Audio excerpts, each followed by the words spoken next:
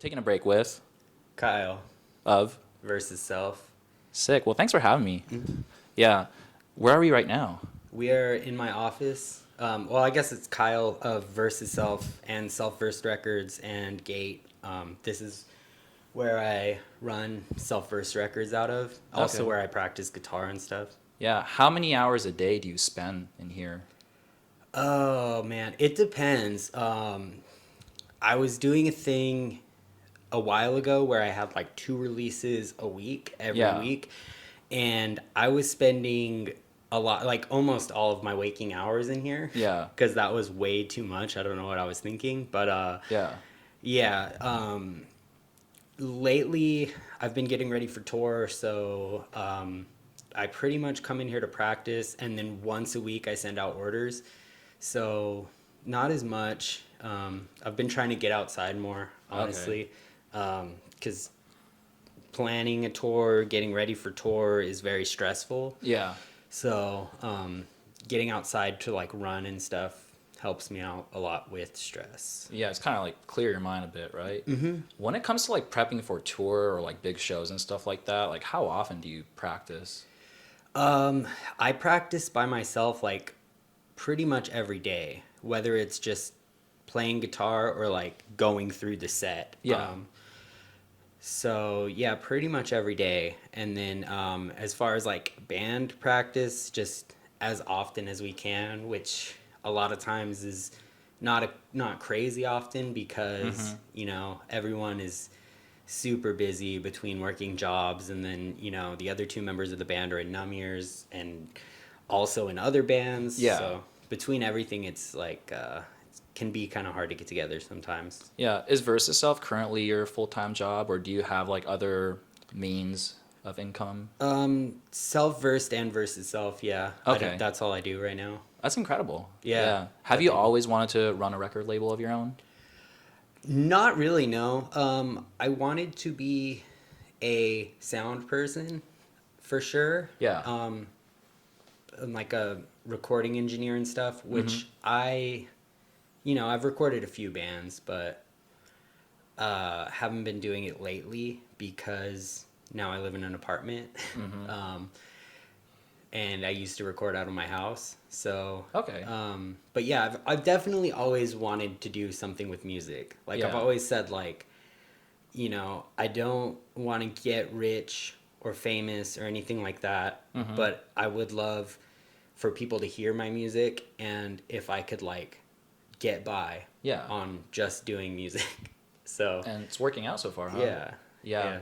What are some exciting releases that you're working on for Self-Versed right now? It's slowed down a lot because of the tour. I think I can talk about. Well, I know I can talk about. I'm trying to get out before tour. The last thing would be the Seahorse Choke journal split. Okay.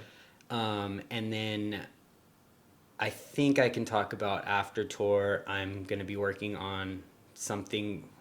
Actually, I don't think they've announced that yet. Okay. I don't think I should say that. But Versera, Okay. yeah, I can say that because they've announced that. So yeah, I'll just say that for now. Okay. Yeah. No, I think it's really cool because like especially when it comes to like Self-Versed, it's mostly like you helping out your friends with releases and stuff like that, right? Yeah, that's actually how it got started because, like, we recorded the Versus Self stuff ourselves. Yeah. And we made the tapes ourselves and stuff.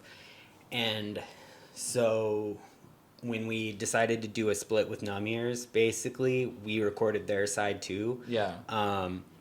And then shortly thereafter, Widow Dusk asked us to record something for them. So we did that, and then they asked, like, since we already did the Versus Self tapes, they were like, hey, can you do tapes for us too? Yeah. And I was basically like I never had any type of like label name or anything on the original Versus Self tapes, but I was like, if I'm putting out someone else's thing, maybe I should like have a name to put on it. Right. So that's where I just kind of came up with Self-Versed Records. Yeah. Out of like, kind of flipping around Versus Self, I guess. Yeah. Yeah. And then I liked it because like self-versed means like to know yourself. Right. which is, I feel like introspection is very important. Yeah. So It's almost kind of like it's cool because it's almost like your own branding in a way, right? Because like it's like versus South, but then it's like also versus Kyle, but then South versed records. So Yeah. it's all kind of revolved around in its like own universe in a way, Yeah. I've always thought it was cool when bands like the singer or someone in the band or like all the members of the band had like the band name in their name, like the Ramones or like Kevin Seconds. Yeah. Oh man, why can't I think of any others? But yeah, stuff like that. Mm-hmm. Yeah, I've just thought it was cool. So, yeah, basically, Versus Self was like my Instagram handle for the longest time, and then once we decided like to make a band account for Versus Self, I was like, well, I need to change my name. I guess I'll just put Versus Kyle, and then after a while, it just kind of stuck. Yeah. Partially probably because I started signing it on things and using it. Yeah. So Do other band members of yours have Versus in their name too? Like Versus Dante versus Frankie or no, they could if they wanted, but I don't know. Frankie, I think usually signs his name with like just 3 X's. Dante, I think he just signs just his name. But yeah, I don't know. Yeah, it's unique. It really stands out. But no, I think it's really cool. So currently, right now, we're in Alhambra, right? Mm-hmm. Yeah. Right on the edge of Alhambra and South Pasadena. Like we're in South Pasadena, but just barely. Just barely. Yeah. And originally, you're from Apple Valley, which is like close to Victorville. Yes. Around there. Yeah. Yeah. So I remember the first time we met, you talked to me about like how you had to like head back to Apple Valley after the show and those kind of things, because that was like last year in like February or March or something like that, And what because I'm trying to think, like, was there before Versus Self started, like, was there like a music scene there, or were there any like bands or DIY shows happening? Yeah, there was like there's always been a little something there. Like when I was in high school, there was a very like there was like some punk bands, and then there was like a lot of ska bands. Yeah. So we played a lot of, like, I was in a punk band back then, and we played with a lot of ska bands, and then there was like some deathcore also going on at the time. Okay. And then the next kind of scene type thing that happened there that I was aware of was there was in is it downtown or Old Town Victorville, on Tracy Street, there was a house called the Grindhouse, the Victorville Grindhouse, and there was grindcore shows out there all the time. And it was cool because it would be like, there was like bands from France, bands from like Portland, Oregon, like bands from all over the place would come and play there. Okay. And it was cool. Like, yeah, we played there a lot, my old band, Mente Arma. And yeah, there's always something going on there. Yeah. It's just, it's there's not too many places to play there. And what I've noticed about smaller places like that is like whenever we did get bands that came to like the Grindhouse or whatever from elsewhere, like it probably wasn't going to be the biggest crowd that shows up. Yeah. But the people who show up are going to be like so grateful that there is music there. Yeah. Like we were always like, hell yeah, you came to Victorville? Thank you so much. Like we never get stuff out here, like, So I feel like the crowds are smaller but very enthusiastic. So it's like a prime touring spot then, especially for that genre of music. Yeah, it was kind of like a good connector, like say you're going from LA to Vegas. Yeah. And you wanted somewhere where like, someone will put you up for the night and feed you, and like you'll have like a cool little show, like a little house show where people are gonna like, show up and have a good time and stuff. Yeah. It was definitely good for that. Yeah. Yeah. Is the environment of Apple Valley, is it like very deserty? Is that how it is? Yeah. Okay. So transitioning from Apple Valley to here, like, how does it feel? It's cool. I honestly am like kind of a homebody, Yeah. so I don't like benefit from it that much. But there is a lot more to do here. One cool thing is going to shows is a lot easier. 'Cause Yeah. I'm like 20 minutes away from 20 to 30 minutes away from like most of the venues in LA and Oh, stuff. sick. Okay. Yeah, so like if there's a show, it's like much less of me being like, fuck, do I really want to like sit in 4 hours of traffic, you know, like 2 Yeah. hours, like 2 to 2.5 hours there and back. Mhm. Usually back's a little quicker because it's Okay. late, but you know, like, do I really want to drive for 4 hours? Whereas now I'm like, hell yeah, I want to go to the show. It's gonna like tops take an hour round trip. Like, Okay. might as well, you know. So Apple Valley is just, in general, just like pretty hard to like get to, like from LA and back to, huh? So it's like, Yeah, there's like one freeway that basically gets you anywhere. oh shit, okay. Yeah, and it's always a mess, especially like there's the whole Cajon Pass. Like, Yeah, yeah. it's always traffic. Yeah. Like almost all times of the day. So Right on. Yeah. Do you have any like shows that you're excited to see this year or that you're planning on going to? I know you're busy with tour and stuff like that, but yeah, there's gonna be a fest at the 1720 with Drome's Dream, Loma Prieta, and then like all my friends, you know, Namir's and Journal's coming out, Oh, Ulf nice. is coming out. Okay. Like, yeah, so I'm really excited for that one. Okay.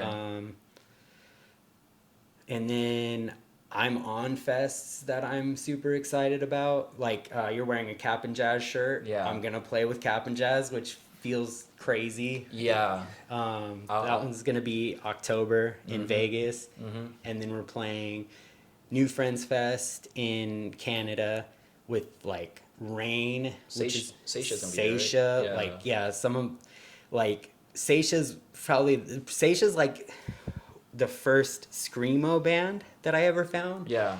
And I was like looking on blog spots for like power violence and stuff, and happened to stumble on a blog spot that had Yeah. like Kid Crash, Combat Wounded Veterans, Seisha, and Seisha was the one that like grabbed me the most. Yeah.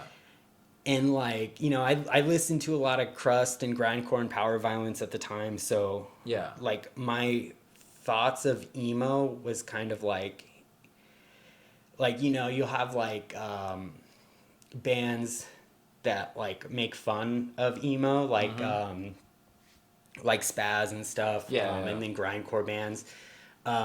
So I kind of found that, and I was like, wait a minute, like, you mean emo could be good? Like, Yeah. there's a good screamo? Like, Yeah. So Seisha's huge for me. Yeah. Rain is like one of my favorite bands. I never thought I would see them. So, yeah. Especially to be on like a lineup with like these, like basically like the heroes of yours, like, you know, it must be such a trip, huh? Because like Yeah.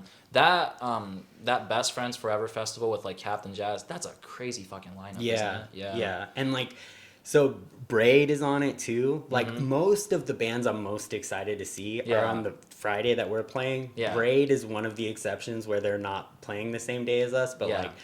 like, that band is like, when we first started Versus Self, they were probably my favorite band at that time. Yeah. And I was like, really wanted to start a band like them. Yeah. I don't think we ended up sounding anything like them. Maybe our older stuff, like before we recorded, was a little closer to that. Yeah. But yeah, it feels crazy to play with them because they were so huge in, you know, inspiration for the band. Yeah, because I remember listening to your other interviews, and like that's what you were saying in the past about like how Versus Self was trying to sound like Braid, and I was like, that's really interesting. I didn't know that it went from that to like what it is right now, you know? Yeah, that was definitely like the earlier stuff, because since then it's been a lot of different, you know, a lot of different influences, and then I've never really been very good at emulating other people's style. Yeah. So when I am like, I want to make a song that sounds like this band, it's not going to. Mm-hmm. You know? Yeah, I actually have something for you. It's I'm not trying to pull a Nardwar or anything like that, but like, That's exactly what popped into my head. I was Yeah. like, oh shit, but Nardwar. But it's a little gift just for doing the interview. I'm assuming you already own this record, but here, check it out. Sick. I do own this, but yes, Yeah. this is like my favorite record from them, Yeah. which is probably a it's probably a what do you call it? Not the coolest record to have as your favorite. It's like the most known of theirs, probably. It is the most known, yeah. I think it's for a good reason. Yeah. I think it's like a phenomenal record. It's the first thing I heard from them, so Yeah. Yeah. Now you have an extra copy, so like thank you. you can enjoy yourself with that. Yeah. Yeah. What is it about Braid, in your opinion, that stands out from like rest of the emo bands? I don't know. I don't know if they exactly like stand out in any way that I could put my finger on, but I don't know. They're just really good. They have really good melodies. They have like, a good mix of like screaming or singing and yelling. I mean, just. I don't know. They just stuck with me for whatever reason. They just hit. Let's talk about the tour actually. Because you're gonna be starting at end of March, correct? Like the March 29th is like the first day of the tour. Yeah, we're doing something March 28th that hasn't been announced yet. I'm not sure actually if that's supposed to be a secret or not. Okay. But it's fine. But yeah, so basically March 28th is like unofficial open of it, and then March 29th is the first official date in Phoenix. Okay. Yeah, and would you say this is gonna be the longest tour you're gonna ever embark on? I don't know about ever, but so far, yes. Yeah, ever, like, or so far, yeah. So far, definitely. Yeah, I'm a little nervous about how long it is. Yeah. Like, I'm very excited to see a lot of these places I've never seen before and play. Yeah, the last tour we did was 10 days, and all of us by the end of it were like we were kind of tore up. Yeah. But at the same time, we were like, yeah, we could do this for longer. Like, this is fun. Like, we weren't really burnt out yet. Like, physically, I was done. Mm-hmm. Like, I had some skin thing going on. Yeah. On the plane ride home, I started like kind of having like a cough thing starting up, and I was like, oh shit. Like, it was literally, I think because the plane was so cold, it kind of like kickstart or like made my symptoms come on or whatever. Yeah. But it turns out I had COVID, so I felt terrible about that. Okay. Yeah. Finding out you have, like, I didn't find out I had COVID on the plane, but like that's where the symptoms started, and I was like, oh shit. And like the lady next to me was kind of like probably wishing she had a mask at that point, because I don't know, I was doing my best, but you said there's gonna be some cities or like states that like you haven't been to yet. Like, what are some spots that you're excited for? Pretty much everywhere I haven't been yet. So there's a lot of the East Coast I haven't been to. Florida, I think Florida will be the first two spot, like, because there's Tampa and Miami that we're hitting. That'll be the first 2 dates on the tour that it's like somewhere I've never been before. So definitely that. I'm excited for Chicago. Obviously that's like a important area for the genre. So I'm excited to see that.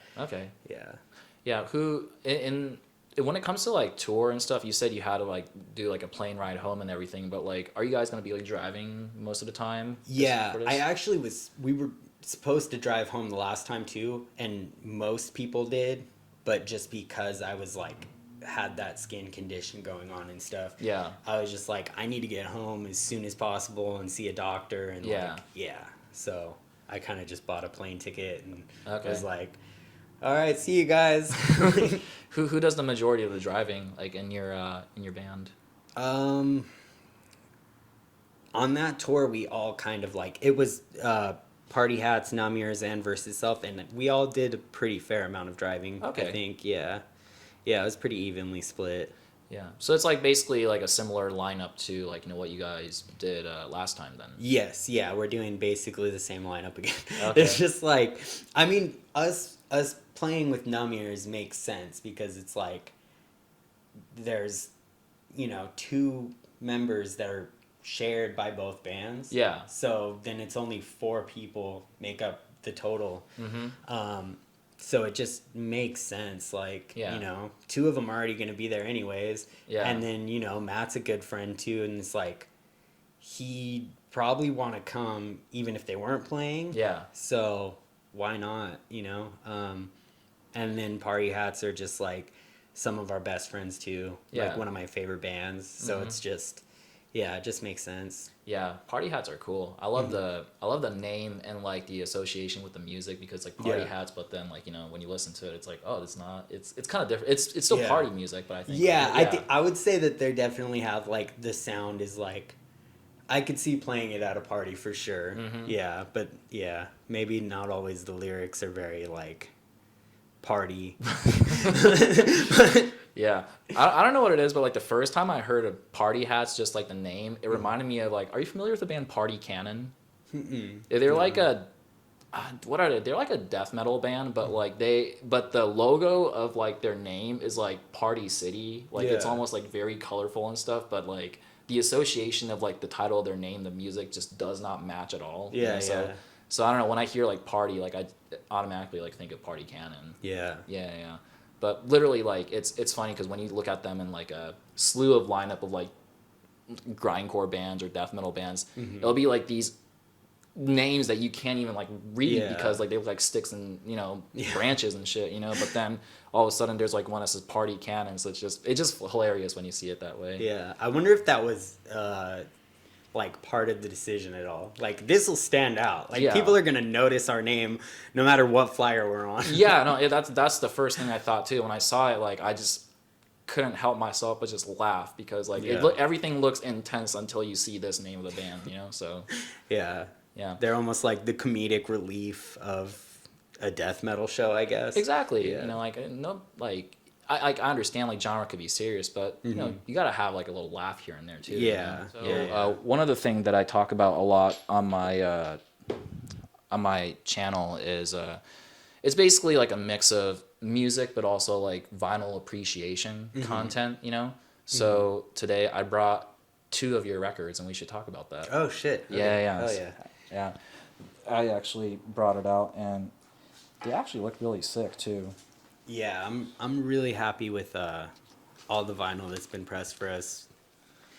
I didn't ever think that my music would be on vinyl. Yeah. But it was definitely always a like goal and dream to have my music on vinyl. Oh, so yeah, it feels definitely. It feels crazy. Yeah. While I'm pulling this out, would you like to talk about your relationship with Larry Records? Yeah, so our relationship with Larry Records actually started like way back in the day before anyone knew who we were. Oh, really? Okay. Yeah, they did a very limited run of our demo on tape. And like Larry definitely has stepped up his game. Yeah. Basically it was the J card was an index card. Yeah. Like a lined index card. Yeah. And with just like a little picture of the demo. Yeah. Like pasted on the front. Yeah. So it looked very DIY, I guess.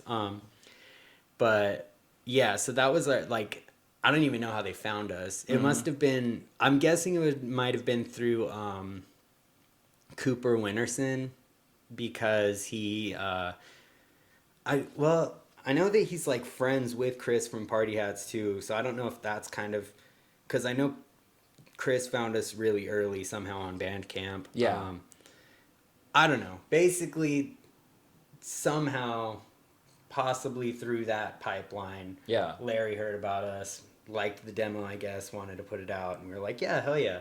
Yeah. So, yeah, basically ever since then we've kind of like had somewhat of a like relationship. That's cool. So it's like a full circle moment to like, Mm-hmm. now it's like start off with a demo tape and now you guys like have your own wax. Like, Yeah, isn't yeah. that sick as fuck? Or Yeah, what? yeah, totally. Because that's the thing. When I first heard about this being announced, I was like, this is really exciting, especially like because I really like the artwork. It's emo as hell. And Yeah.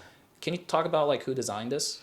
Yeah, so the idea was from Greg, the original drummer, and basically like he has seen the Hat Man. If you know what the Hat Man is, it's kind of like a cryptid.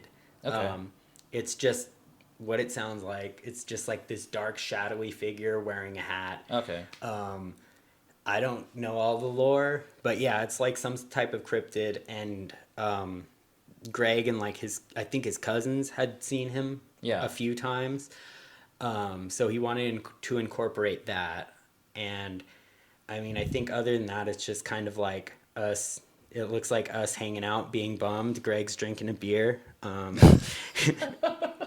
Oh, so this is you guys then. Yeah, I realized pretty recently. I'm not sure if people realize that's me. Oh. I used to have longer hair. Okay. And then that's Greg.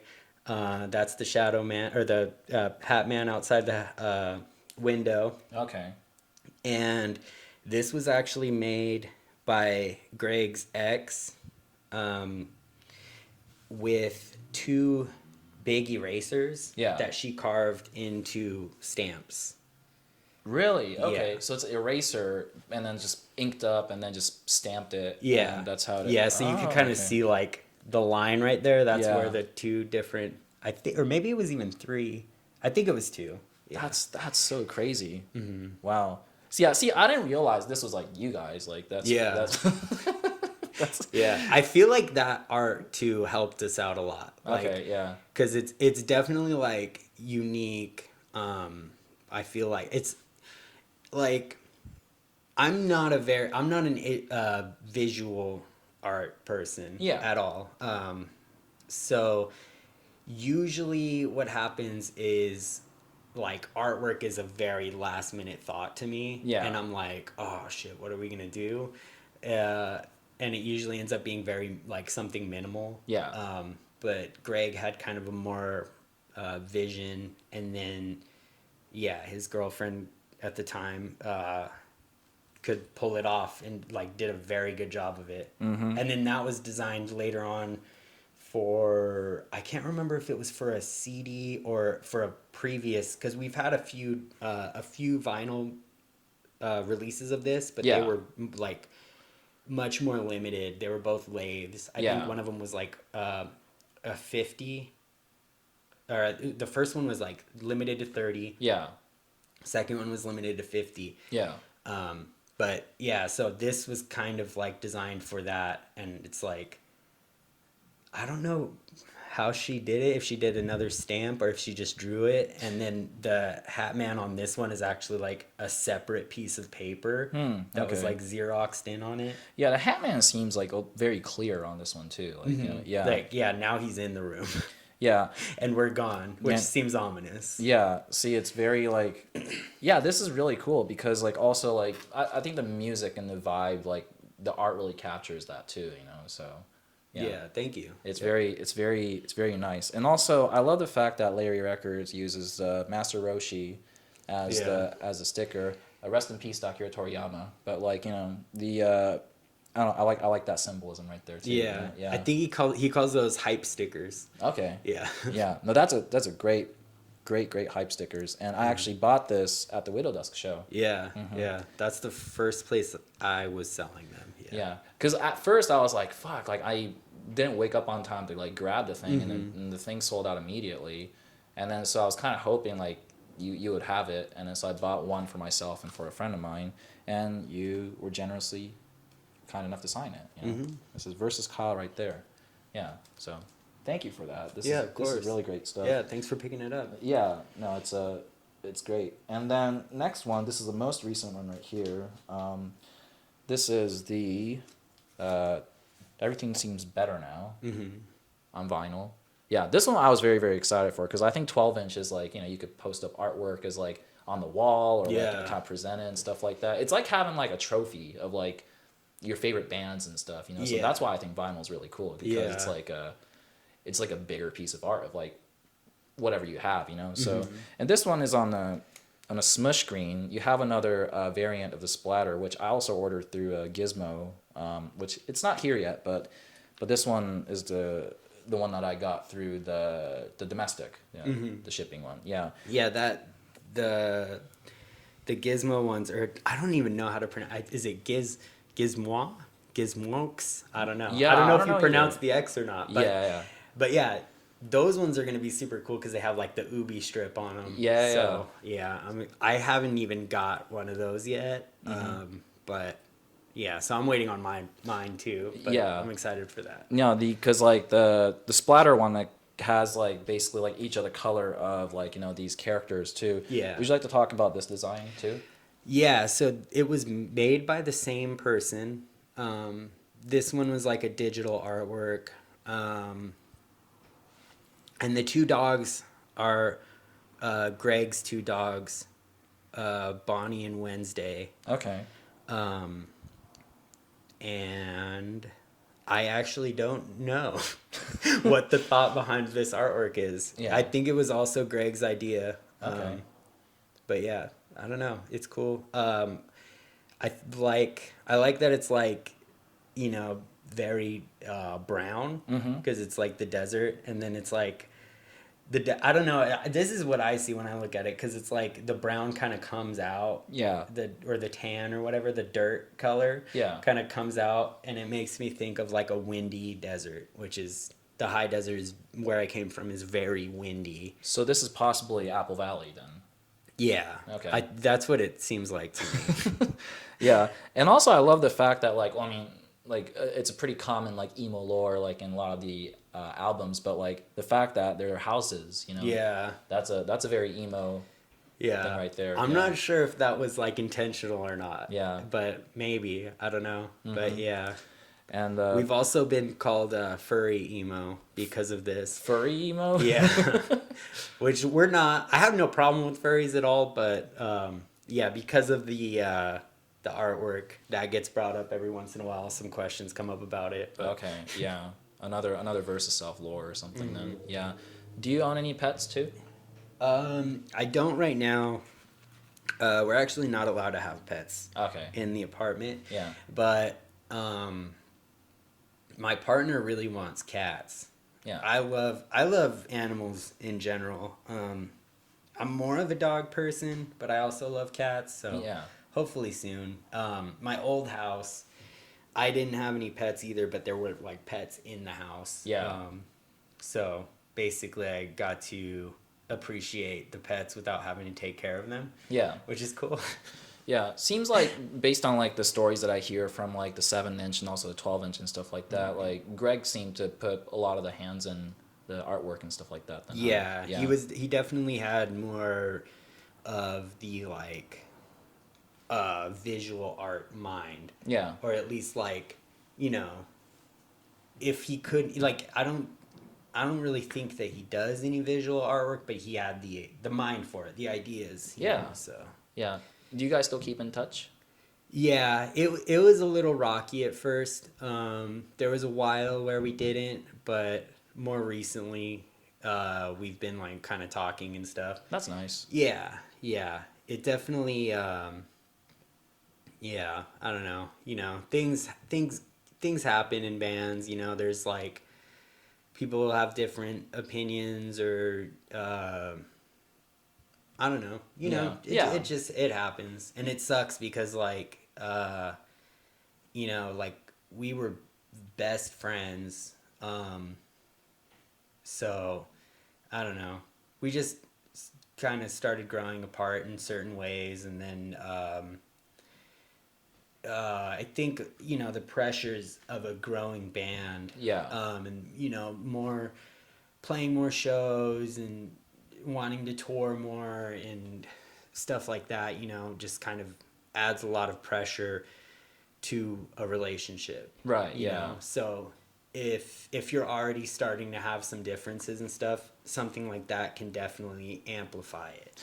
Yeah, I definitely noticed that with like because even with our group too, like we kind of like went through a little bit of that where if you remember Pedro, the tapping guy, so he's not in a band anymore, and like we kind of went through this thing of like, okay, now that we have like, you know, this EP out, let's record some serious shit, like, you know, let's do it with the studio or whatever.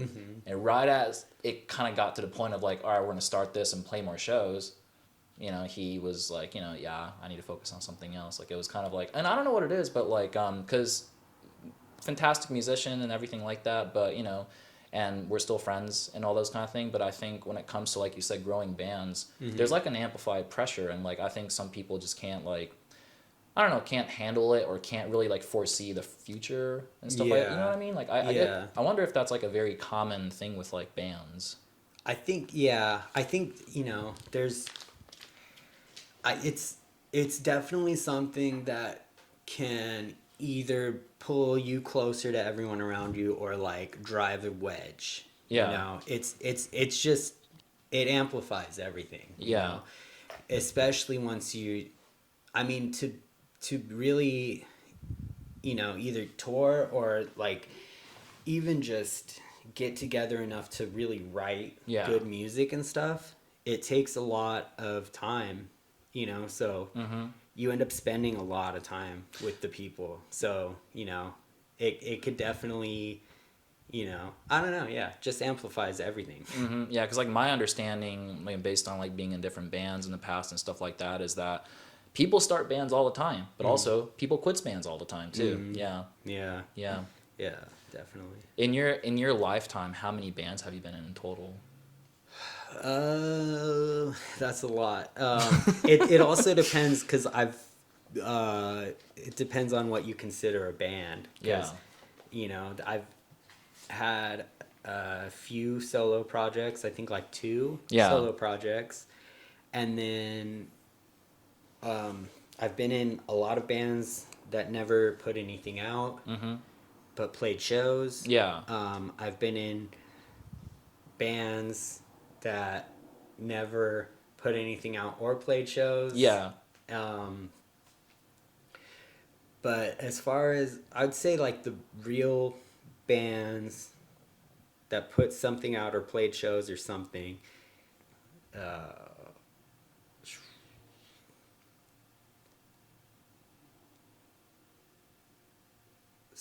like 7. 7?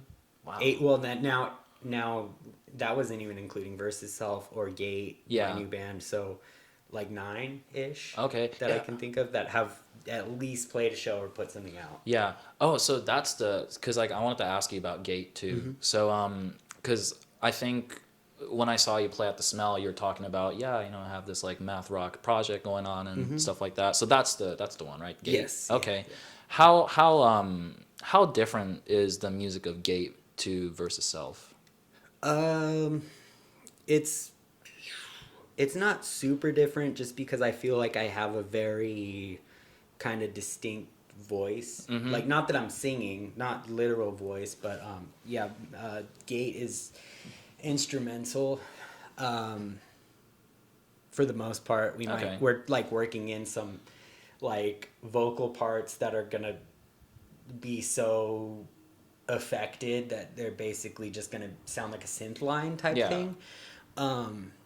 But I mean, like, you know, my creative voice, I think, is kind of my own type thing. So I think it sounds similar-ish. And then also, you know, Versus Self has a lot of math rock influence in it already. Definitely, yeah.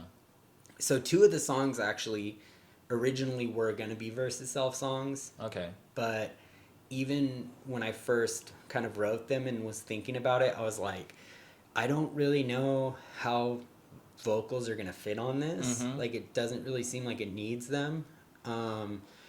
And I'm not exactly sure it fits Versus Self. And then once Frankie joined the band, he was kind of like, I don't know how joking or serious this was, but he was kind of like, saying he kind of wanted to lean a little bit away from the math rock stuff because like a lot of our newer stuff was like leaning even further into it. Yeah. And so I was like, yeah, totally cool. And I had played a show in Hesperia, which is, you know, you mentioned Victorville earlier, so it's kind of like a tri-city area. Yeah. Victorville, Hesperia, Apple Valley. I played a show in Hesperia with Belted Sweater. Yeah. Which is the drummer from Gayt, Chris. Yeah. It's his like solo project. Mm-hmm. And I don't know, I really liked his music, and I was just like, yeah, I just, after a while, I was like, hey, would you want to like do something together? Mm-hmm. And he was into it, so we kind of started as a like a postal service type thing, just in the sense of like sending things back and forth to each other. Digitally, yeah. Yeah, because he lives in LA, and you know I lived in Apple Valley, so it's like not always very easy to get together for practice. Yeah. But now I live like 20 minutes away from the practice space, so Perfect. Yeah, now we're like just a normal band more than like a digital like online type thing. Mm-hmm. Yeah, I have pretty bad ADHD, and I feel like I got away from whatever the point of what I was saying was, but No, it's like, but you know, it involves what inspired you to like create the band and everything. Oh, so, yeah. You know, so, but the name Gayt comes from like, is it like inspired by like gender identity stuff mostly? Or? So actually it's was inspired by like running and hiking. Like originally I wanted to spell it Gait. Yeah. Like your gait, just normal. You know. Oh, like, okay. Like your walk. Right. type. Okay. That's what. Okay. Because Gotcha. to me it was, you know, I love hiking, I love running. Yeah. So I liked that, and then it's like a very rhythmic word to me too. Yeah. You know. So I was just like, this is cool. I like this. Mm-hmm. And I pitched it to Chris, and he was like, well, what if we spell it like Gayt? And I was like, yeah, that's cool. So that's kind of where we came with that. So Okay. basically, yeah, Chris is gay, and then I'm non-binary. Yeah. So it's, I don't know, I feel like Gayt, it's almost like gay and then T from they and them, but it's not. That's just how I think about it. I shouldn't have even said that, because it's like that's not what it is. It's, if anything, it's like a gay walk. Yeah. But I don't know. It's a cool name, I think. Yeah, but it's a cool name. Yeah, I got to catch you guys play sometimes. Like, you know, that'd be really cool. Yeah, hell yeah. Yeah, I feel like the inspiration of like making music for, like, in your case, Gayt, kind of reminds me of how I do with Korok, where I have another band called Myra Bay where I do a lot of songwriting stuff on there with vocals and stuff, you know, just like a typical band does. But then I like writing a lot of instrumental stuff too. So then that kind of came to the point of like when I started jamming with Johnny, like we just became like an instrumental thing. It just kind of worked out. So Yeah. it's great that you have like both of those avenues, like, you know, ready, like when you want to. Yeah. So now basically, you know, when I'm like fucking around writing shit on guitar, there's like a point where I'm like, what band is this for?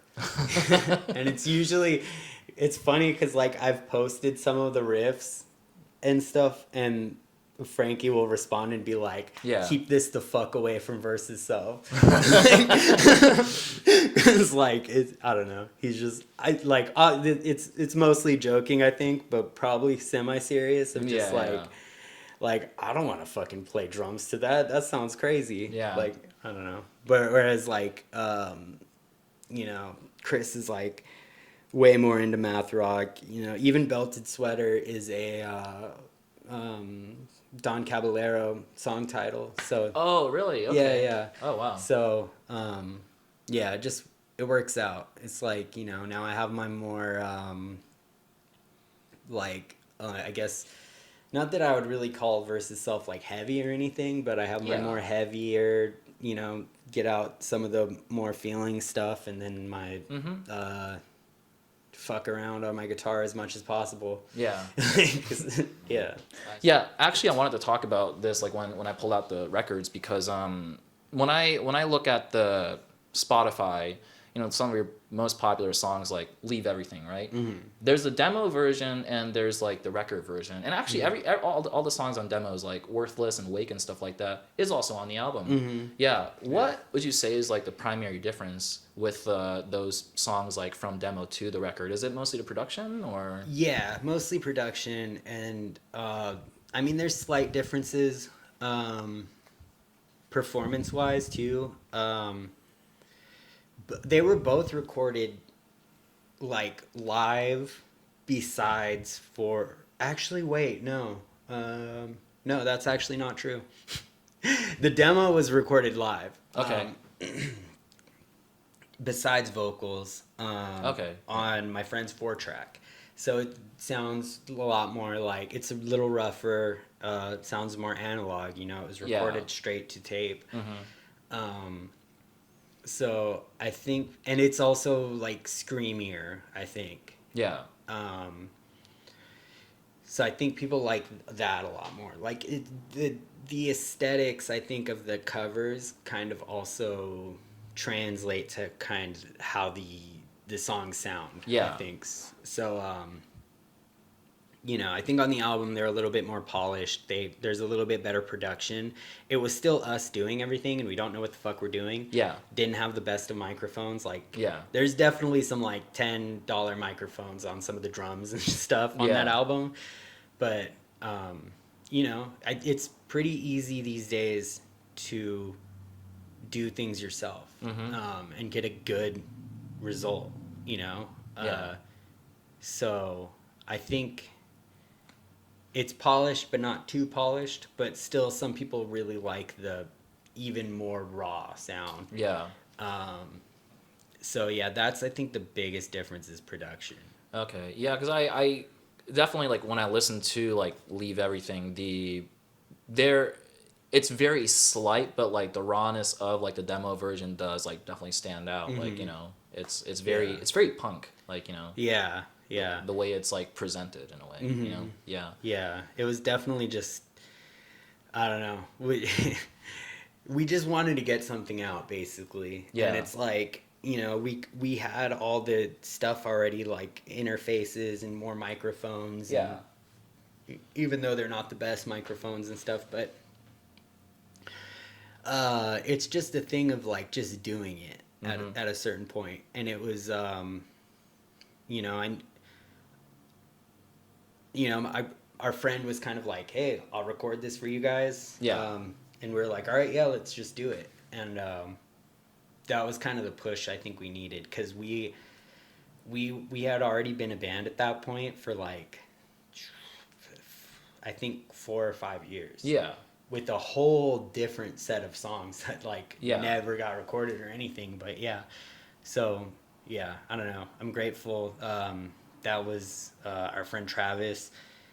Basically, I'm grateful that he did that, and it kind of gave us the push to actually do something. Yeah. Yeah.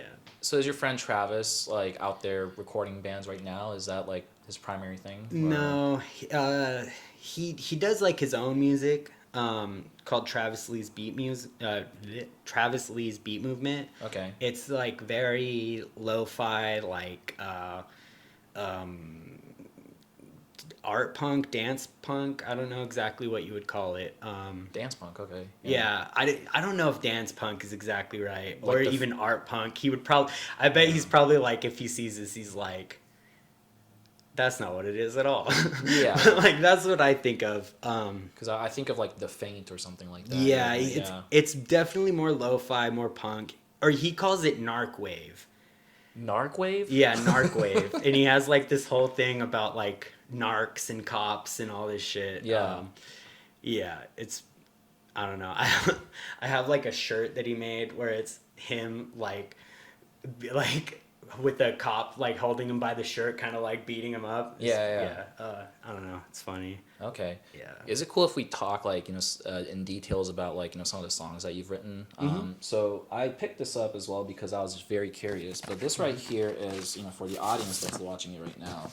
it's a zine Mm-hmm. that you wrote. Mm-hmm. Yeah, it's called Old Wounds, and there's actually a lot of really great, a little, story behind the songs as well as like tabs. So like, if you guys are interested in learning any of the Versus Self songs, then this right here is the cream of the crop, and I don't even know what the right term is, but it's very nicely detailed, and like it's actually kind of cool because I like zines. It really kind of shows the personality of like somebody who's like publishing this stuff, and it's cool because thanking people that like helped you out with it and all those kind of stuff. So I think it's really great. And actually, I was curious about this one because the song that I really enjoy is Wake, because it has a very because first time I heard it, the beginning has like this guitar swell and like and just kind of these like pretty notes, and the first thought I had was, this is post rock.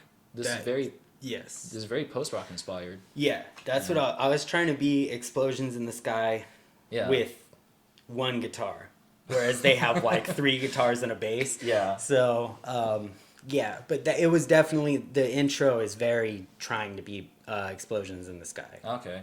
Yeah. Are you a fan of post rock in general? Yeah, definitely. I read to a lot of post rock and math rock. Just anything instrumental, really, because of my ADHD. It's like I need something to kind of hide the background noise. Yeah. Because anything that happens, I'll be like, it'll catch my attention, but also I can't have lyrics or I will never be able to focus on what I'm reading.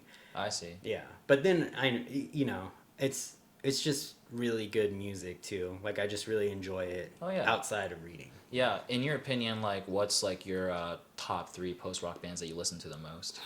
I mean, Explosions in the Sky is definitely fuck. If I have 3, oh man. This Will Destroy You. Oh fuck yeah! Is definitely up there. Fuck yeah! Okay. Yeah. One of my favorite bands for sure. Oh man, it's so hard to get down to 3. Red Sparrows, maybe. I love Red Sparrows. Nice. Yeah. Yeah. I don't know. It's hard to get down to 3, but yeah, of course. Yeah, it's just. I would say those 3 probably. Okay. Yeah. I'm so glad you said This Will Destroy You. Mm-hmm. I feel like they're really misunderstood because like. Well, I don't think that they consider themselves post rock.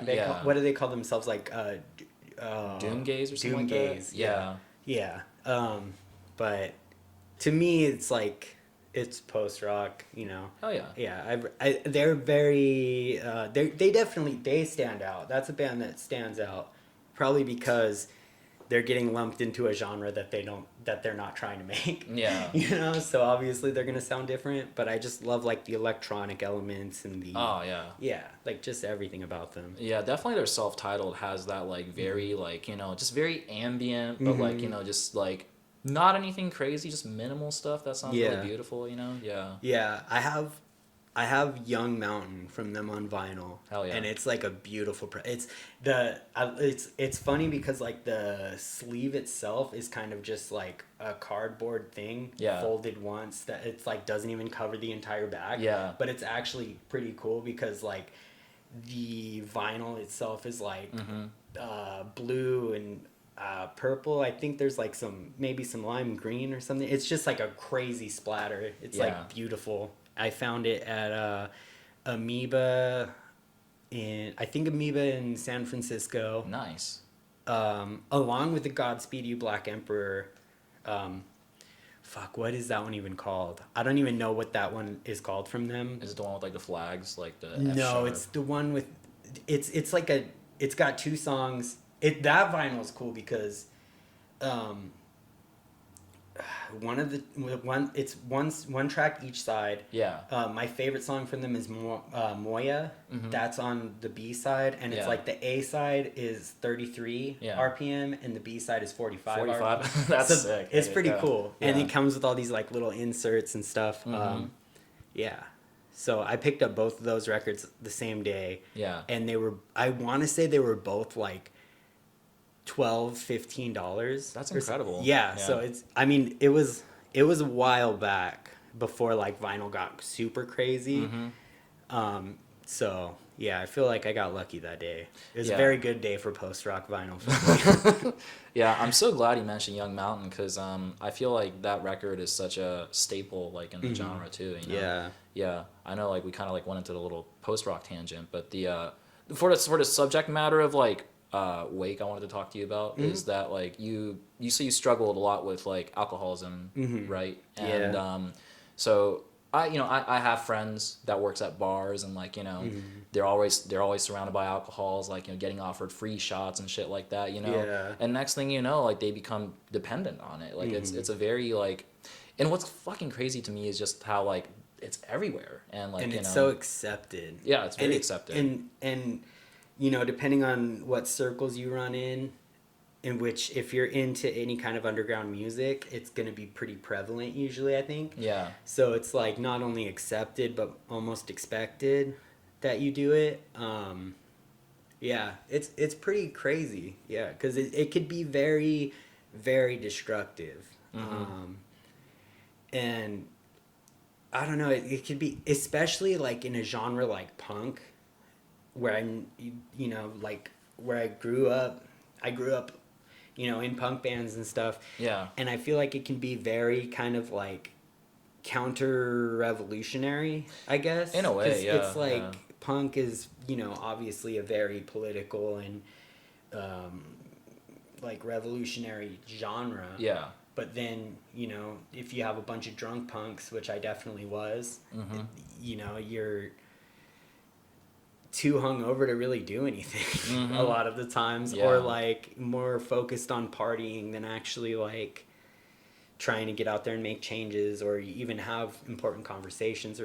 Definitely, I feel like drinking and having deep conversations can go hand in hand to a point until you get too drunk. And then, but then it's all just incoherence. But yeah. No, I'm definitely not like a straight edge. I mean, I still enjoy casual drink here and there. Like it's just because of like what it is, like but the dependency is like I feel like definitely does get like very dangerous, and especially like in like you said, like it becomes very counterproductive, like in certain situations, like you said, it's punk, it's like very counter-revolutionary, right? Like in your case, when you were like exposed to like alcoholism and stuff like that, how, just to kind of like give the viewers like an idea, like how bad did it get? It was bad. It was definitely dark. So my job that I had before quitting, basically to focus on the band and see how far we could take it. Yeah. Was I like traveled for work, and I don't like, the job isn't really important. It was boring. I was a merchandiser, if anyone knows what that is. I did resets, mostly in AM PMs. The important part is the traveling part. So I was gone from home. So the convenience store, AMPM, right? Like the okay, yeah. Yeah, basically I would just go in and like rearrange their snacks or their drinks or whatever. Okay, yeah. But I would be living in hotels like 3 to 6 months out of the year. Oh shit! Like 3 months at a time, 2 to 3 months at a time. Usually 2 trips back to back. So there would be like sometimes like a solid 6 months with maybe like 1 week of me being home in between the two. Yeah. So it was definitely very lonely, and like I didn't really know anyone, or all I really had for any type of companionship would be like my coworkers, and it's like 1 to 3 people. Yeah. So spending 3 to 6 months with 1 to 3, you kind of need a break from them. Yeah. After a while, so it's I ended up just spending a lot of time just drinking alone in my hotel room. To the point where I would be like, I worked a lot in the main places I worked in would be like the Pacific Northwest, Oregon, Washington, which are beautiful places that I would love to like, have the opportunity to go back there more now. And like, there's a lot of hiking there. There's just like a lot of things to do in the cities and stuff. I didn't do any of that. I Yeah. didn't take advantage of any of that. Yeah. I would just sit in my hotel room alone, drinking, to the point of usually blacking out. Like, I don't know. The goal was definitely always oblivion. Like, I wanted to either black out or pass out. Yeah. And, it got to the point, it was like every single day. Damn. And that I would often like wake up just in time to make it to the bathroom to throw up. Yeah. Or like not even make it to the bathroom, but at least I woke up. Yeah. So I'm not like, throwing up in my sleep. Yeah. But yeah, basically it got to a point where I was like, if I don't make a change, I'm going to die. Mm-hmm. Like, it's gonna happen sooner or later, probably sooner. So, yeah, I mean, it just seemed like, kind of common sense at that point, I guess. Yeah, I mean, based on like you're saying, like blacking out every night, like so you don't really remember like a lot of that part of your life, would you say, or? Yeah, I mean, I was functional to a point. So like luckily mostly just because I didn't like day drinking. Yeah. Because I found a lot of times if I woke up and started, because I did that a few times where I would just wake up and instantly start drinking again. Yeah.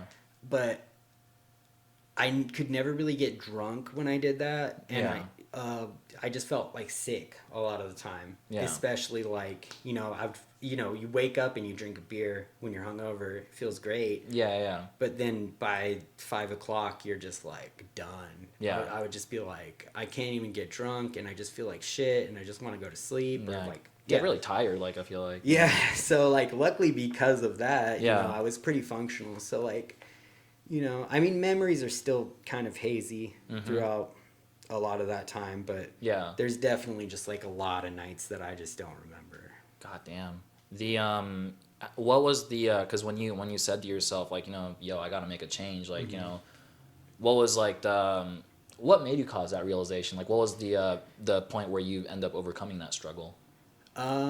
So I mean, I realized I had a problem for a long time and just didn't care. Yeah. I was just like, whatever, like I'm having fun, I'm still able to go to work and like whatever. Yeah.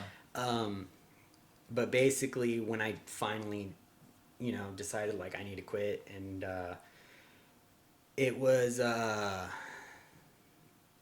I wasn't even trying to quit really at first. Yeah. I was trying to, and I guess this is a very common thing for alcoholics, of just being like, I just need to find out what I'm doing wrong. Like, how do I do this right? How do I make it so I could still keep drinking, but like be a normal person? So like a functional drunk kind of. yeah. So I like just started making rules for myself. Like, I used to drink mostly Sailor Jerry, rum. Sailor Jerry. Okay, it's the one like this, right? The barrel. No, that's Captain Morgan. That's Captain Morgan. But it's okay. So Sailor Jerry, in my opinion, tasted better, and then probably the main reason why I chose it was because it's got a higher alcohol percentage. Okay. Yeah. Yeah, So, that's usually the drink of choice, right? It's like it's. yeah, it was pretty high. It was like 92 proof, whereas Oh shit! Okay. like I think Sailor Jerry's like, Captain Morgan's like 70 proof. See, I still know all this. Okay. Yeah. I don't have very many memories, but I still remember like what different percentages different alcohols are. Yeah, like most hard alcohols are like 70 or 80 proof. This one is 92 proof. Yeah. So I'm like, yeah, that one's cool. I like that one. Yeah. Yeah, Maudlin, actually, the song has a lot of like sailor imagery and sinking ships and shit like that. Oh, just like the shirt that you sold at the. Yeah. Oh, that's what it is. Okay. It's because that song is about like a fear of relapsing, so I put all that imagery in as like a nod to Sailor Jerry rum. Okay. But gotcha. Anyways, that was a huge tangent. Good to know though. Yeah. Yeah, basically, I just started making rules for myself. I was like, okay, well, no more hard alcohol. I'm only going to drink beer, maybe sometimes wine. And I started cutting back the amount of days that I allowed myself to drink. Like, okay, I'm going to not drink for 2 days this week. And then I'm gonna not drink for 3 days this week, and then it got, I like by the end of it, I was down to only drinking twice a week, only drinking beer. Those 2 days a week could never be back to back, and I also started exercising around that time, and I noticed that, first of all, anytime I drank, it didn't matter that I wasn't drinking hard alcohol. I would still be like just chugging beers as fast as I could, shotgunning beers, doing anything. The goal was very much still oblivion. Yeah. I still was blacking out, passing out, you know, whichever came first. Yeah. Every time I drank, throwing up a lot. And then I noticed that like anytime I did drink, there would be like 2 solid days afterward. Yeah. Where I was too hungover to do anything. Yeah. Especially like, you know, I wanted to be working out and shit, and I just felt like shit. Especially the older we get, the hangover gets crazy, right? Yeah. And it's funny, I used to have this thing where I was like, I used to think I didn't get hangovers. Yeah. Because I was drinking every single day, and like, I was just like, I don't get hangovers usually. Like, maybe every once in a while, but like, Yeah. I came to the realization that I was just constantly hungover. Okay. It was just like, I thought that life was just feeling like shit all the time. Yeah. Until you got to drink. Yeah. And I didn't realize, like, I was just constantly hungover. Is it one of those like logic where it's like, you know how like the best cure for hangover is another drink? Mm-hmm. So it's kind of like that. Okay, so then you were basically already in oblivion. Like, okay. Yeah. It's an endless cycle. Yeah. So basically, I got to the point where I was like, you know what? I'm never going to be able to do this right. I'm just not going to be able to drink like a normal person. Yeah. And it's just not worth it anymore. I just need to quit. Mm-hmm. And then I did. And I think I'm very lucky that, you know, I was trying not to quit at first, because it kind of made me, like, I weaned myself off of alcohol. Mm-hmm. Yeah. Otherwise, I think the, what is it called? The withdrawals would have been a lot worse. Yeah, because was it? Isn't that how like Amy Winehouse passed away? It was like she went completely cold turkey, and basically the withdrawal just kind of fucked with her or something like that. Or... I'm not exactly sure, but I wouldn't be surprised. Yeah. It's funny because actually Amy Winehouse has a lot to do with modeling as well. Oh, really? Yeah, because I was hanging out with my friends at my friend's apartment, and we were like watching Amy Winehouse videos, and they were talking about relapse and stuff, and basically like we ended up looking up statistics on relapse, and like the percentage, it's like the percentage of people who quit drinking who will relapse, and then like also the statistics of people who relapse who will die because of it. Yeah. And so like, I don't know, that was fucking terrifying. Oh yeah. Because at that point I was like, I think 6 months sober. And yeah, so that's why that song starts off with, tell me the statistics, will I be an exception or am I going down? Yeah. Damn, okay. Yeah, because it was it was because of that fucking Amy Winehouse shit. So I know she died because of her addictions. I'm not sure if it was because of a relapse or because of cold turkey, and that I know that you can die from alcohol withdrawal. Yeah, no, definitely. Yeah, because I was about to say, like, when you like quit drinking and everything, like you did it basically the correct way of like kind of weaning off little by little, and then you're out there and stuff. Especially with you know, being in a band, you know, you get a lot of freebies and free shit and all that kind of stuff. Yeah. When you, because like especially venues, like, you know, you're gonna be surrounded by liquor and stuff like that. Do you think that temptation could, like, you know, does that like haunt you sometimes, or? No, I think for a few reasons. First of all, the scene that I'm mostly part of right now and stuff is very young. So we play, like, and not only because of that, but, you know, we play only, like, I want to say only all ages. That's not exactly true, but anytime at all we can. Yeah. We do our absolute best to only play all ages places, which a lot of times means it's not as much of a focus. Like, sometimes there's still a bar, you know, for 21 and up, but, you know, there's at least less focus on it, and so that helps. And then also Frankie's straight edge.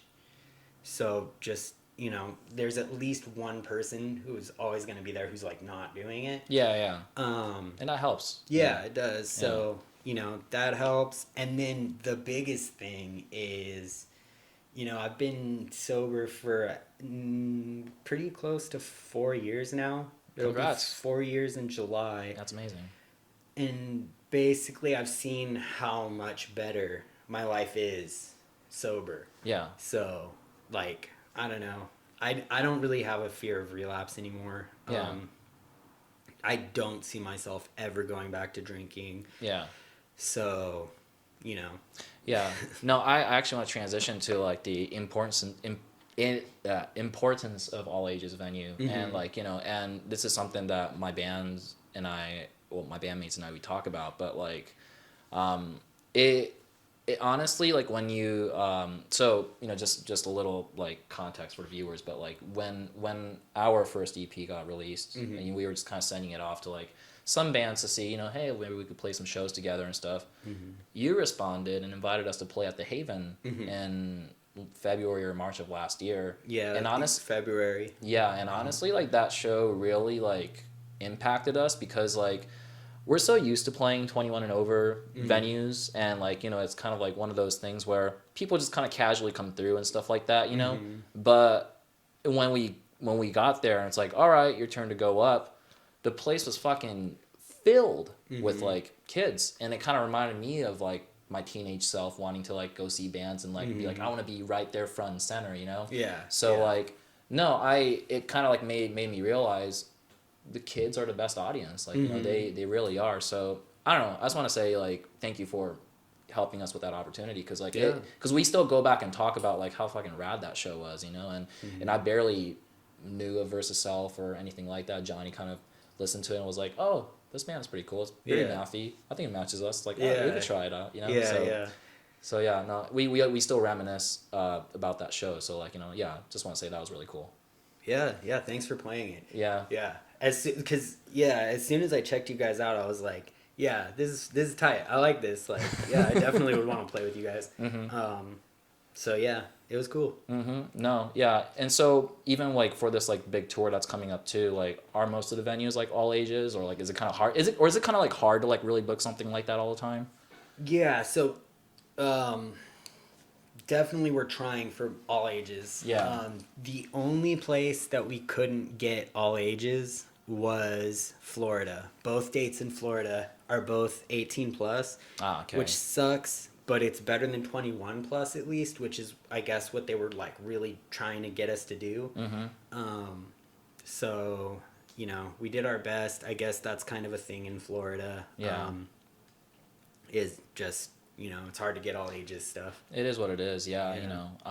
No, because I feel like every Versus Self show that like I attend, including the one at the Smell and like the one at the Widow Dusk show, I'm just surprised with like, I sometimes feel like I'm like the oldest one there or something. Yeah. Because we're not that far apart in age, I don't think, like, because you're what, 32, 31? Yes, 32. So, okay, so I'm 33, like, so we're both millennials, Yeah. kind of coming up on that. So one song, another song that I want to talk about that's related to that topic was Yesterday, which is my introduction to your band and everything like that. And first of all, the production on that track is fucking incredible. Thank you. It's so great, and it's just the most like, I'd say, melodically diverse track I've heard in kind of like the longest time, because of like especially like the second half of the verse where like you play a riff and then go into this like lick that's like different every time. You know what I'm talking about? Like, where does it go? No. Like those parts. Yeah, that part's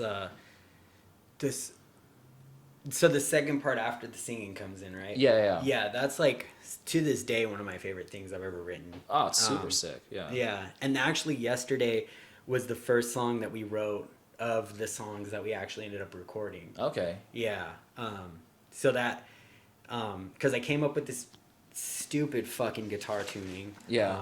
That like that whole album is in. It's in it's like two different variations of that tuning. Yeah, which is expressed in this book too, right? It's the B. Yeah. It's like the B.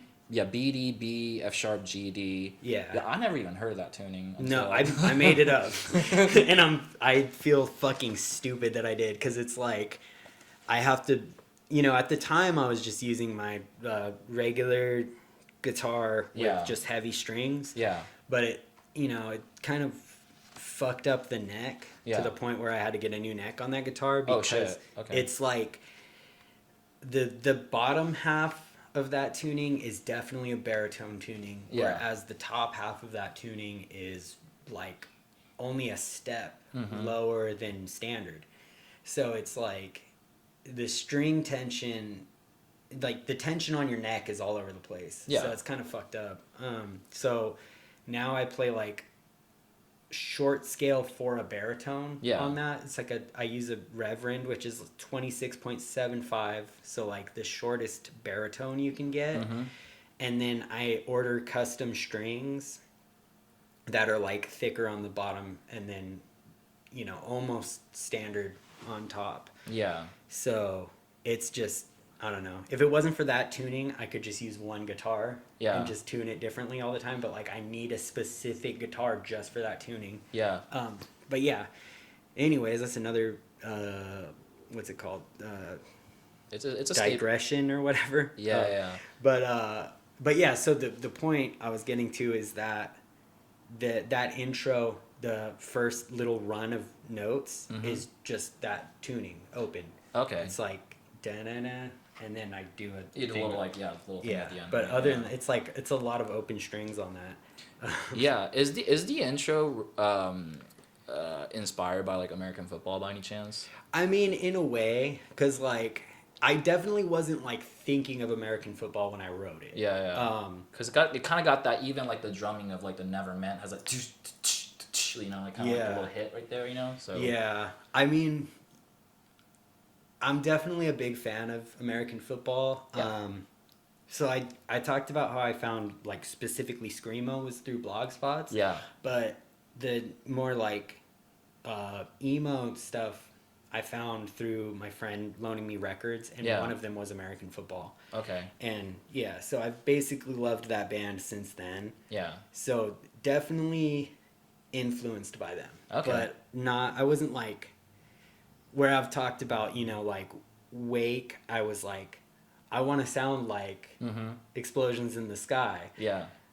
It wasn't like, I want to sound like American football. It's just like, it just happened. It just kind of happened. You just never know how it is, right? I've heard the intro to Yesterday be described as evil never meant. Which I like. I just imagine like Never Meant with a goatee. And that's like Yesterday. It's a great intro, man. Are you a fan of the Beatles?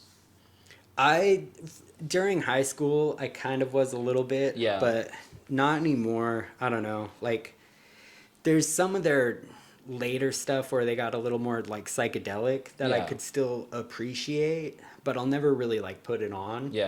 Just if someone else is playing it, I'm like, this isn't terrible. But, it was just the title alone, like, I think that's another emo thing, right? Is like the long title for like a song. Long stupid titles. Because like that's the first thought I had was like, I think Kyle likes the Beatles. Maybe it's a maybe thing. No, it was more like so that song is very much also about addiction. This one's actually like going farther than just alcohol, and to a time when I was like kind of experimenting with psychedelics and constantly fucking high. Like constantly smoking weed, fucking with psychedelics, constantly drinking, and ended up having like a few bad trips in a row. That kind of put me in a very bad place for like over a year. And during that time I was kind of very paranoid and kind of thought that like everyone hated me and shit. So the lyrics are very much about that, and then about like not having a great memory. So I was like, I could call it imagined, because it was about like I'm imagining that people are like out to get me and shit when they're not. Yeah. And then I was like, oh no, that's too close to imagine. Like I feel like that's just such like a, it's like the fucking John Lennon song, and then also like, Yeah. it's just kind of like, it's been done. Like people like it's not a great title. It's been used a lot of Yeah, times. it's pretty simple. Yeah. Yeah, and then I was like, well, I'm talking about like yesterday, and like I don't remember yesterday, whatever. I could call it yesterday. Fuck, that's even worse. So then I was just like, you know what? Fuck it. I'm just gonna do a joke title about how I can't find a real title for this song. Yeah. Okay, so that's where it comes from. Yeah. All right. Yeah. Okay. The one last song that I want to talk about is why didn't I not write it down? Okay, it's the maybe you could I'm trying to think of a fucking title for it, but it's the oh no. Oh, is it?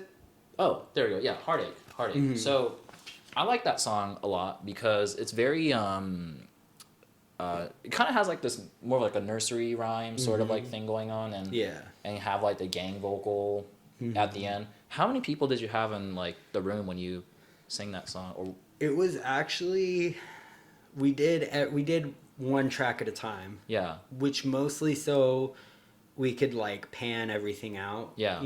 Like it's very like, I think like Greg and I are like panned hard right and left. yeah, And then everyone else is like, it's like 75% left, Yeah. 66% left, 50%, Okay. 33, like and like just to try to make everyone's voice stand out as much as possible. it's calculated. Yeah, Yeah, with still having like the feeling of like everyone in a room just singing along, but everyone still at least semi. If you try to focus, like I'm gonna focus right here, you'll Yeah. hear hopefully mostly that person. Yeah, but fuck, I don't even know how many people. It was like all people we were friends with, Okay. just all our friends. And then I had the idea of even Daisy, my roommate's dog, Yeah. getting her on that. So we kind of chased her around with a microphone. yeah. And then that's the dog you hear at the end. Oh, okay. Yeah. Yeah, I feel like that's a live favorite, huh? Like I feel like even before like the vocal starts, everybody's already singing it. Yeah, so. it's funny. Yeah, because definitely we didn't used to play that song live, and then we got like people asking us to. Yeah. And it was a little nerve-wracking because like we still weren't that big at the time, so Yeah. it was like there's a very good possibility that nobody's gonna know this song if we play it at certain shows. Yeah. And like I feel like it's not, I don't want to say it's not the best song, like I don't want to talk bad about it. It's not. Yeah. I'm not saying it's like a bad song. It's just, it's not the most interesting or exciting song. Sure, yeah. The fun part about it is the audience participation type thing. Yeah. So it's like if nobody knows the song and no one sings along, it's going to kind of just fall flat. Yeah. Okay. Yeah. So there was a little bit of that like worry going on with it. So I do remember the first time people actually like sang along before the song really started, like before the singing started. Yeah. I was kind of like, whoa, like it's still like when that does happen, I'm still kind of like, it feels crazy, like it feels very special, I guess. Yeah. It's just like, I don't know, it's a cool feeling. Yeah. It's like it's even like if you listen to it like on the album, it's like a nice break from like kind of like all the intensity and stuff too. Yeah. So I think I've always thought it was like a really cool inclusion within the track listing, Yeah, it was kind of a last minute thing. I think I came up with the riff when we were recording, or like during a practice session between recording, something like that. Yeah. It came about very late. Yeah. And it was Greg had the idea of like the sing along thing type thing, like let's get all our friends on it. And I had the lyrics in my phone, like on my notes app. Yeah. So, yeah, it was definitely like a very last minute, like, all right, let's throw this on there. That'll be cool. No, it's great. Yeah. In your opinion, what is the most underrated versus self song? I mean, I feel like most of our newer stuff, because people like gravitate towards everything seems better now / demo songs. Like Desert Part 2 or something like that? Or... Yeah, I mean, even so, Desert Part 2 is people like appreciate that one not quite as much as the older stuff, but still like it's got a good amount of like love on that one. And then same thing with Francis, which I'm really glad about because that's our newest one. Mm-hmm. But the songs off the split mostly, and then Despair. And Despair especially because like for the longest time it was only on our Bandcamp. Yeah. And then when I put it onto streaming services, I used the original Bandcamp date. Mm-hmm. So it's like never been featured on the homepage at all. Yeah. So I feel like a lot of people don't even know about it because Yeah. it's like you would have to go into the full show all the releases and stuff. Yeah. And then it's like at the very bottom. So like I feel like people don't even know it exists. And that's one of our favorites to play live still. Yeah. And then yeah, the whole split. Probably my favorite song off of the split that is Departures. Departure's sick, yeah. The only thing is like I don't know. I wish we would have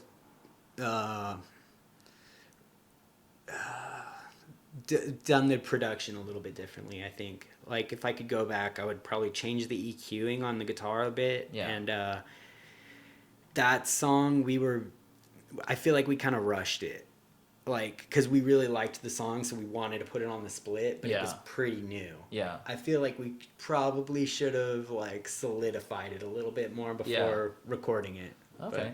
But, yeah. In your opinion, what is the most overrated versus self song? Oh man. I mean, maybe Heartache, to be honest. but like, I mean, but I get it because like it's fun live and stuff. But like, Yeah. and at the same time, I don't know. Like, when I write songs, I'll like. Yeah. Usually the way I do it is I fuck around on the guitar until I find something I like. Yeah. And then I sit there and I'll like tweak it until I'm like, okay, I'm like perfectly happy with this. Yeah. Like I love this. Yeah. So there's not really songs that I dislike. Yeah. It's like because I've made sure that I'm really happy with anything we've done. Yeah, of course. That song, I think, just because of how fast it kind of came together and stuff, and it like, it is just like one guitar part the whole time and just like a repeating thing. Mm-hmm. So in my opinion, it's like, it's probably one of the least interesting songs that we've done. I see. My opinion. But live, it's really fun. Yeah. And special. So like, Yeah. I don't know. That's a hard question. No, yeah, I think it makes sense. It's kind of like, how do you kind of pick that out, right? Like, Yeah, yeah. right. Yeah. So I think I pretty much asked everything I wanted to, and like I really appreciate you like elaborating all the stuff. You know, like I feel like I learned a lot about you as a person and about the band and everything. Just maybe one final thing. You're a millennial, just like me. What was your go-to gaming console growing up? The first one was definitely Super Nintendo. Okay. Yeah, I loved Super Nintendo. My brother had one, and we shared a room. So basically, I had one. We had like Super Mario World that I played a lot of. We had Biker Mice from Mars, which was like a top-down like motorcycle racing game where you play as a mouse from Mars. I think most people who are familiar with it a lot of times tell me they like didn't even know there was a game, but they're like, oh yeah, I remember that show. For me it's the opposite. Like I didn't even know that a cartoon existed. But just stuff like that. Okay. And do you still play video games today, or? To a point, like definitely I appreciate the Korok name because my favorite games are the two new Zelda games, or not even new at this point, but Breath of the Wild and Tears of the Kingdom. Yes, yeah. Love those games. So yeah, every once in a while, like basically when Tears of the Kingdom came out, fucking played the shit out of that game. But before that, Yeah. I like hadn't played video games in quite a while, really. Yeah. Yeah, I don't really have the time anymore. Yeah. But yeah, I've always been like a horror fan. Like before those Zeldas came out, my Yeah. favorite game of all time was Resident Evil 4. Yeah. Yeah, so It still holds up. Mhm. Still holds up. yeah, I didn't get a chance to play the remake, but I definitely want to. Yeah. Yeah, I feel like they'll continue remaking and doing like HD versions of that game for the rest of time. Yeah. For whatever new whatever new generation of console comes out. Yeah, they already did one for Wii. They already did one for Switch, and like Yeah. now it's like, then what's the next thing right now? Right? Yeah. So okay. Yeah, Wii is actually the one that I like played the most. Okay. Yeah. No. It's just I had to ask, like, because like while this interview was going on, I noticed this Hyrule Shield just chilling Yeah. there. Yeah, and then I have Super Nintendo Pick 10 over there. Yeah. Super Nintendo controller thing. Okay. Colin Milk Crate merch got me this pedal. The Game Boy one. Yeah, it's a Game Boy. Like I'll show it. Yeah. Yeah, so it's a vibrato pedal, and they used the shell of a Game Boy Yeah. to make it. Oh, it's Which- actual shell. Okay. Yeah, actually, Game Boy. They even like did a custom game for it. Yeah. But With a cartridge and everything. yeah, That's crazy. the original Game Boy.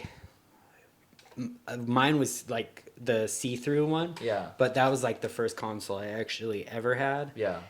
And my mom said she got it for me because she wanted it to play Tetris. But it was one of those things where it's like, Yeah. like she couldn't really justify getting herself a Game Boy. Yeah. So she got me a Game Boy with Tetris just so Yeah. she could play it. But yeah, to this day I like love puzzle games. Yeah. So I guess it worked out. All right, cool. Yeah, I just wanted to ask because like some video game connection around the house. It was just really cool. So, but yeah, I think that's it. Like there's like so much to like so much layers to uncover that maybe one day we'll have to do like a part 2 or something like Yeah, that. I'd be down. Yeah, It's been yeah. a really fun conversation. No, I appreciate it. Like really great deep dive and everything. But anyway, yeah, thank you so much. Yeah, And thanks for we'll coming. close it here. Cool. Appreciate it. Thanks for watching. See ya.